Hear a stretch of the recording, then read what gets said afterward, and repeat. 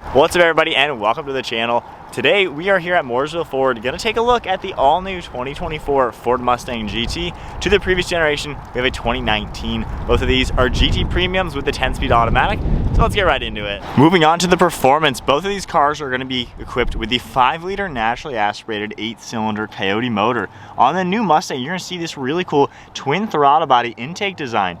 You're talking about around 480 horsepower on the new one, closer to 460 on the old one, and then both cars have about 420 pound-feet of torque. 0 to 60 times are pretty similar with the automatic transmissions coming in a little under 4 seconds flat. And then of course you can get a 6-speed manual on either car. And curb weight is also about the same at 3,800 pounds. Moving on to the exterior styling, the S550 Mustang has a nice front end design, aggressive as you'd expect. It certainly looks like a Mustang. On the S650 Mustang, it's a lot nicer, honestly. I think it's come together really well to where it just has a little bit more aggression to it. You get the functional heat extraction vent up on top in the center versus the 2 hood vents. So it's a nice design, a little bit thinner, LED headlights, got the pony badge of course. Very similar proportions. These are nearly the same car underneath. You just have a nice facelift for the new generation. Side profiles are similar, however the new one is almost an inch longer for overall length, so it does make it look just a little bit long in the back. At the rear you're going to see the traditional LED taillights with those 3 bars, a nice C shape on the previous generation, and these ones are a little bit flatter. I will say I like the old taillights better. However, at least you still have the 3 bar.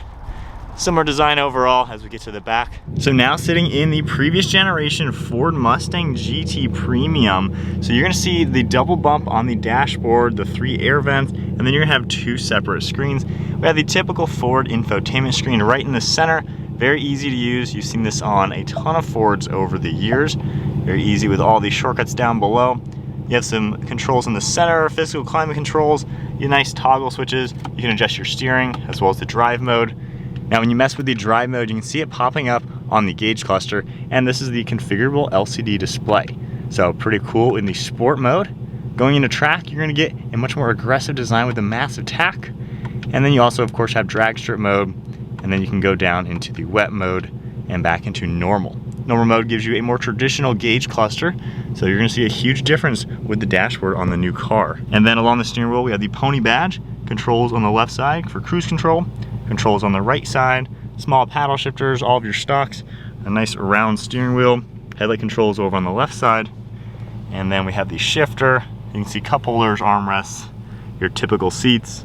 And then now hopping into the new Ford Mustang, this is significantly different. The dashboard loses those traditional double bumps. You now have a smooth dash with one massive single LCD display. Personally, I think it looks really good in here. It actually fits the interior nicely. A little bit different design for the air vent over there as well as the center. And then you can see nice design for the LCD screen in the center. We have shortcuts down below for climate controls.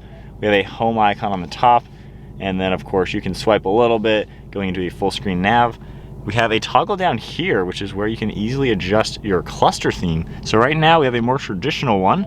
If I go into the normal mode, that's where we're at. And then sport mode, you're gonna see the really cool design like we saw on the previous car, a little bit different in the new car of course. Track mode, once again you get the massive tack. Definitely a nice step up, it looks a lot more aggressive. Calm screen is a little bit more simple, and then this one even has a Fox body design, kind of an old school one, which is a pretty neat design. So overall, that's the biggest difference is the dash and the gauges, and then the steering wheel, you're still gonna see controls on it, the pony logo right in the center, cruise control. We have perforated leather, flat bottom design, a little bit more sporty, similar headlight controls, very similar door panel, it's nearly identical, just you have some fake carbon fiber on the new car. And then down below here, you just have all those, similar shifter, centerpiece. We also do now have an electronic parking brake. You can get an electronic one that kind of operates like a manual one. And then the seats are very similar as well. You have a little bit different materials in them just to be a little bit more plush, but similar door panel, same back seats.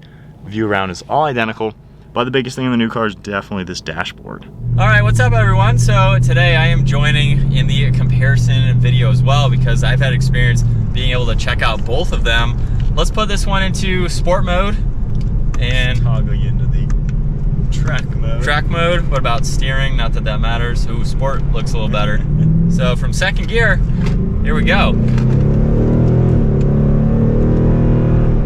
pretty quick, at least for a few of them there. Yeah. But, I mean, it gets up and moves. It's a V8 like what Mustang owners want. Yeah. That nice V8. Obviously, you can get the manual too, but for today's video, we have both of the autos. It'll be interesting. I doubt we'll really notice a difference in power, given it's not that much different. Yeah. I think the biggest thing we're gonna kind of compare is like just the ride quality, the feeling of the vehicle, because it's not a drastically different car. Right. It's mainly an updated car of the same thing. Yeah, everything kind of feels, I would assume, the same, just minus, like you just said, like all the newer tech and everything. I think the That's in the interior, newer one, you but can tell it feels a little on the dated side. Like the screen still looks nice and modern, no issue there. Yeah. This center definitely feels very bulky. It's kind of like a big square block with plastic. So I do like this size screen though, because they do offer the little like the 2.5 inch or whatever screen. A little one. So this at least makes it look like it's still kind of up to date. Yeah. Especially having the nav and everything that you can go through it. It rides good. It feels solid. Yeah. Do we have to drive? We don't have any modes for the suspension, right? Yeah, I don't think. I don't know if this one has adaptive suspension, but it does feel nice. And we're in the track mode. If we go into, one thing I've never liked is how many times you have to toggle it. Yeah. Where's normal mode? Probably have to be in drive. Probably drive, yeah. So I've never been a biggest fan of all the toggling. Finally, they're in normal mode. Normal settings. So it takes a little bit getting used to that. But we're now in just conservative mode, manual. This does have Brembo brakes though, at least. Yeah, I was gonna say brakes do a good job bringing us to a stop here. Yep, they feel pretty good. The seats are comfy, and this car has like 50,000 miles on it. And now, from second gear, we can do this again. Almost. All right, back into track mode now, and staying in manual. All right, here we go.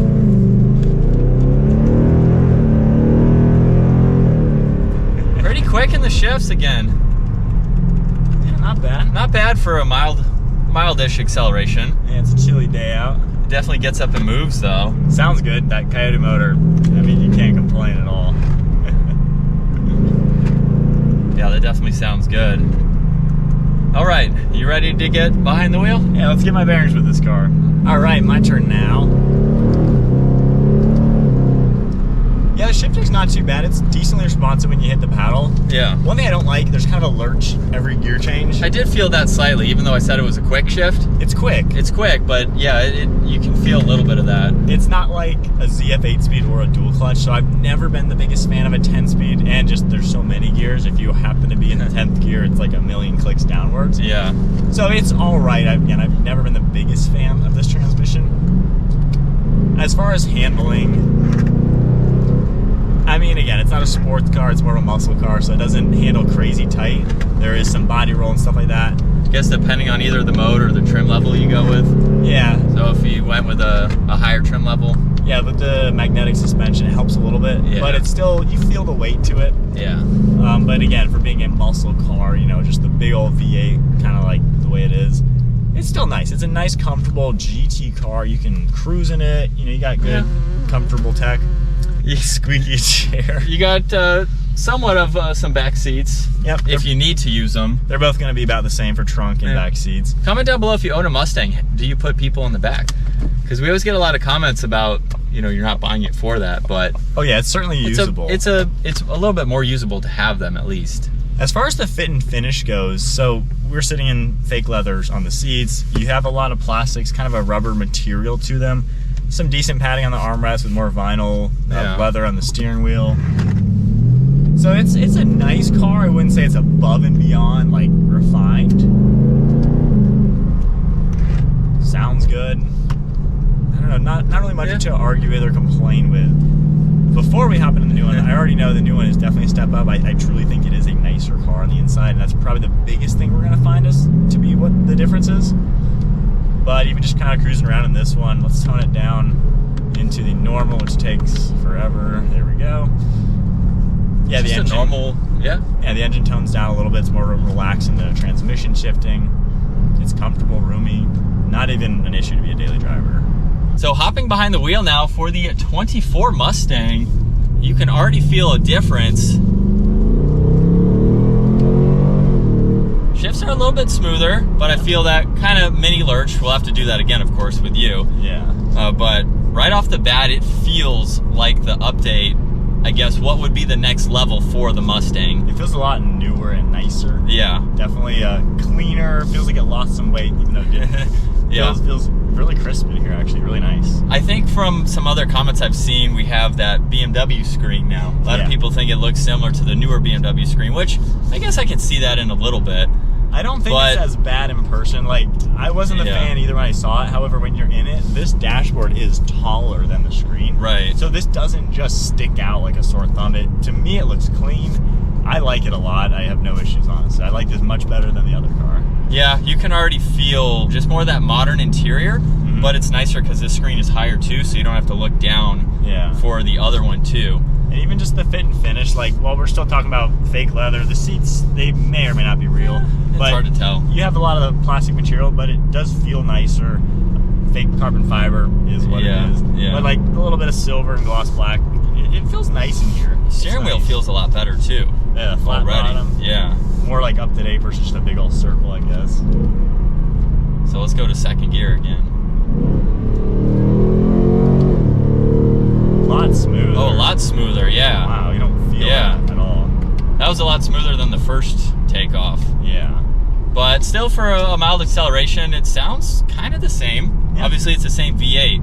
Yeah, and you can get the you know, upgraded exhaust packages with performance packages. So there's obviously a lot of options. These are both similarly spec'd premiums. They both do have Brembo brakes on them. Yeah, though one of the Mustangs 24s that we have checked out had the performance exhaust, so it had the different exhaust notes that you could change from quiet to track. Yeah, that makes a difference. It makes a huge difference. So if you tone this into comfort, how much more relaxed does the transmission and everything feel? So there's normal. Seems a lot easier to go through the drive modes. Yeah, that was much quicker. As much as the toggles are cool down here, I like it on the steering wheel. It's kind of a nice touch. It feels more refined. I think that's a big thing as a passenger I'm already noticing. So with it in normal, still seems about the same. Yeah. Seems pretty comfortable to drive. I feel like the steering got a little bit looser. Yeah, go back to the track mode and do the same exact thing. Alright, so... track. So many drive modes. Yeah.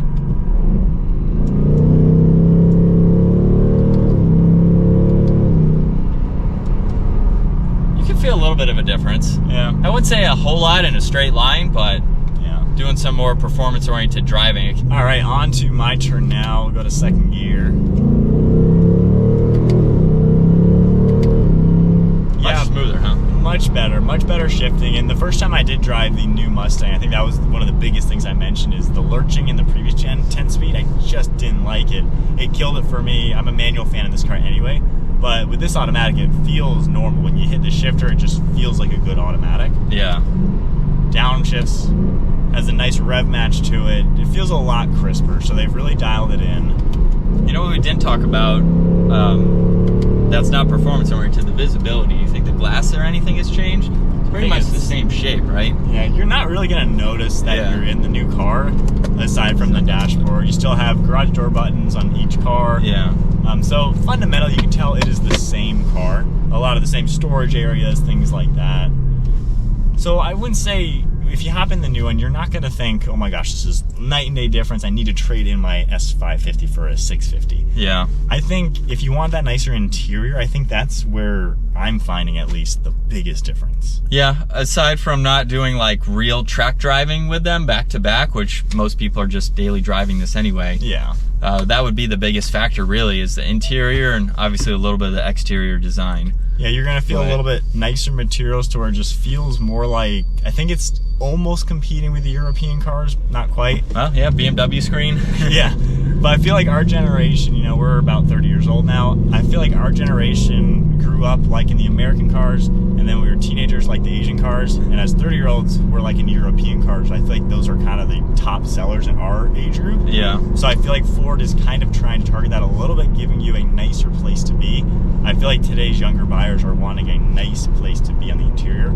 So I think Ford has totally like made that happen in this interior. Yeah, I would agree with that, especially with just the amount of tech that people want to see in vehicles. We have a lot more to go through on both of these screens than in the one we just drove. Yeah. So a little bit nicer layout, a lot more technology, which some people aren't a fan of. Some people are like, why, you know, just another thing to break or something, or, you know, another thing to add on. But in this car specifically, being more of that muscle car, I don't think there's an overkill of tech.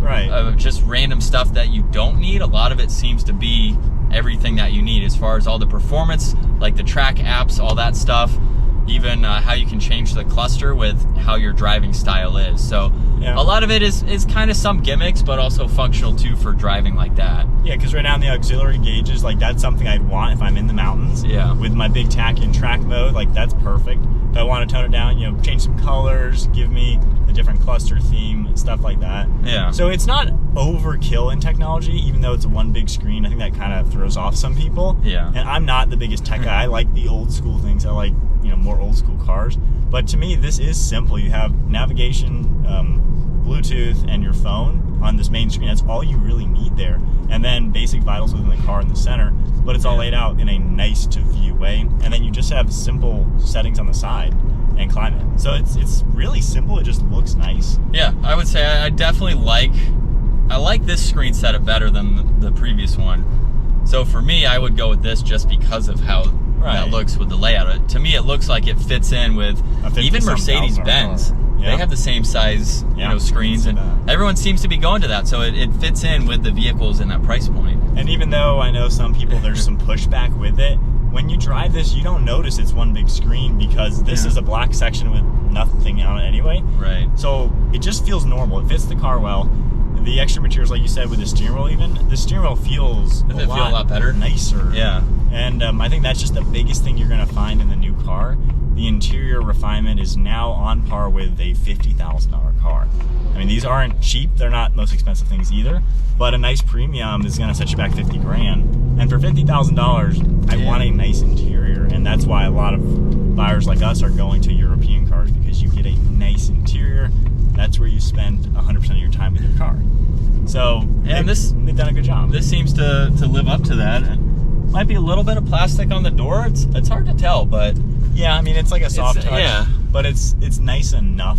Right. When you even compare it with European cars.